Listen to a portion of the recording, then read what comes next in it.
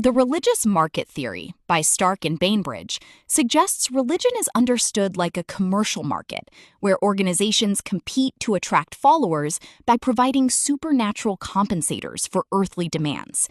The competitive U.S. religious market offers appealing products, resulting in high participation, unlike monopolies in Europe. Norris and Inglehart counter that secularization is tied to essential security and not market competition. Fundamentalism is a reaction to globalization, according to Giddens, which undermines traditional norms. This uncertainty drives individuals to seek fundamentalism's clear moral framework. For example, the new Christian right in America advocates for traditional family values. Bruce agrees globalization is a cause, but distinguishes between internal secularization in the West and external cultural pressures in the Third World, such as the Iranian Revolution. Bruce identifies two types of religious fundamentalism: Western fundamentalism, a reaction to internal secularization, like legalized abortion, and Third World fundamentalism, a retreat from external cultural pressures from the West, exemplified by the Iranian Revolution. Armstrong argues fundamentalism is a modern creation, utilizing tools like TV and the internet to defend sacred truths, exemplified by the Christian right. Giddens also suggests globalization can lead to cosmopolitanism, which is a lifestyle of openness to diverse ideas and beliefs, essentially the opposite of fundamentalism.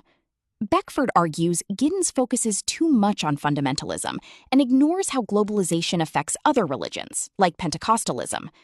A Marxist perspective might suggest cosmopolitanism is a middle-class development, while the working class may see fundamentalism as a rational response to oppression.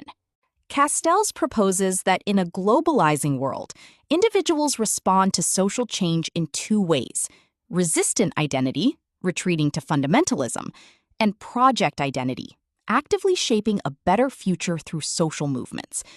The Taliban and Afghanistan exemplify resistant identity. Critics argue Castells' distinction is too rigid, as fundamentalist movements like the New Christian Right also use forward-looking project identity actions, like engaging with politics and media. Bauman views fundamentalism as a response to the uncertainties of postmodern society, which offers too much freedom of choice and undermines old certainties. People feel anxious and seek fundamentalism's clear, fixed rules and absolute certainty.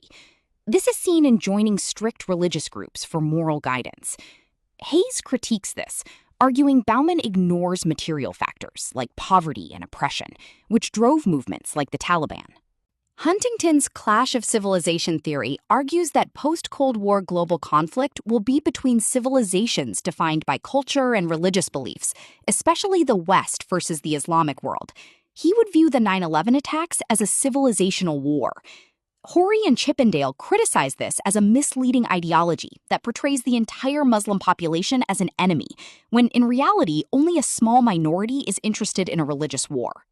Ernst Troeltsch categorized religious organizations into churches and sects.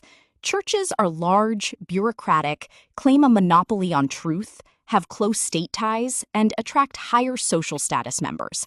Sects are small, exclusive, require active commitment, often led by a charismatic leader, reject mainstream society, are not aligned with the state, and attract lower social status members.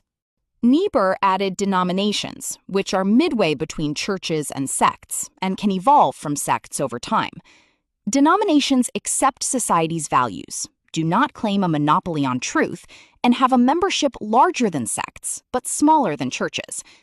Bruce argues that Troeltsch's church typology is outdated in modern Western societies due to religious pluralism, making it difficult for churches to claim a monopoly on truth. Brian Wilson argues that many religious and spiritual groups don't fit into Troeltsch's church and sect categories, leading to new typologies for cults and new religious movements. Wallace emphasizes that cults are individualistic and loosely organized. Stark and Bainbridge categorize cults into three types: audience cults, client cults, and cult movements, showing how a movement can evolve from passive participation to deeper commitment. Sects and cults are often stigmatized. Barker researched the Moonies and found their practices were not as sinister as the media suggested. Most members joined voluntarily. Although the media labeled them dangerous cults, Barker found no evidence for this. Critics argue Barker's study is not representative, as other cults, like Scientology, have evidence of dangerous, sinister practices. Wallace views the Moonies as a world-rejecting group, believing society is corrupt. However, Barker's research suggests the media exaggerated the group's sinisterness. Critics note that Barker's theory is too deterministic about media exaggeration, as her small-scale study of one cult ignores others, like the People's Temple cult and Scientology, which have caused harm. Roy Wallace classifies 3 types of religious movements based on their relationship with mainstream society. World-accommodating movements add spiritual practices to everyday life without rejecting society. World-affirming movements accept society and help members cope, often charging for services, like Scientology. World-rejecting movements reject mainstream society as corrupt, demand high commitment, and often withdraw into tightly controlled communities, like the Jim Jones People's Temple. Miller and Hoffman found women are more religious than men across major religious traditions, attributing this to gender socialization. Women are socialized to be passive, caring, and obedient, mirroring religious values. Conversely, men are socialized to be competitive and less emotionally expressive, discouraging religious participation. Critics like Bruce argue that Miller and Hoffman overlook structural factors, such as women's longer life expectancy, less power, and greater exposure to life crises. Glock and Stark suggest women join sects and new religious movements to compensate for 3 types of deprivation: orgasmic deprivation, referring to mental or physical health problems; ethical deprivation, a belief in society's moral decline; and social deprivation, relating to poverty, low status, and lack of power. Sects often offer opportunities and communities.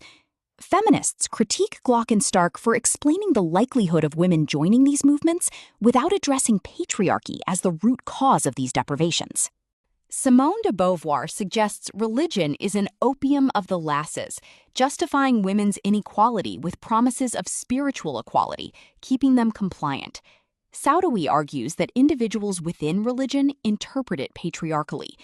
Critiques, while useful for explaining female religiosity, ignore women's agency. As Woodhead argues, some women actively use religion for empowerment and resistance, such as the hijab as an identity statement. We can apply market theory here. Glock and Stark link deprivation to religious seeking. For example, a chronically ill woman seeking healing. Stark and Bainbridge's market theory links the religious economy to supply and demand, where religion promises afterlife compensators for death and ultimate deprivation. Bruce defines cultural transition as religion providing a sense of community to migrating ethnic minorities facing cultural shock.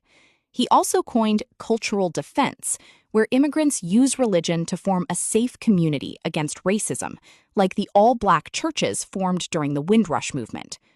Madood's survey found that almost all minority ethnic groups show higher religiosity than white British. Herview Leisure argues that modern societies suffer from cultural amnesia, the breakdown of passing religious traditions across generations. This suggests that arguments by Bird and Madood about increasing ethnic minority religiosity are too deterministic, as religion is less likely to be strictly passed down in modern society.